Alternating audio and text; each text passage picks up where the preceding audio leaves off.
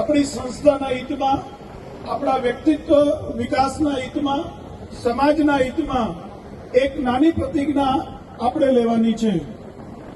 અમે સૌ એસટી રબારી ભરવાડ પરિવાર આજે દુધઈ વડવાળા ધામમાં સંતોની હાજરીમાં પ્રતિજ્ઞા કરીએ છીએ કે અમે સૌ સામાજિક એકતા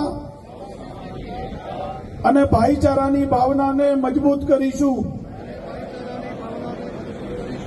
અન્ય સમાજોને સાથે સદભાવના પૂર્ણ રહીશું.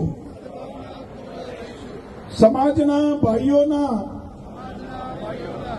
દુઃખદ પ્રસંગોમાં સાથે રહીશું. પ્રવાસી અમારો ભગવાન છે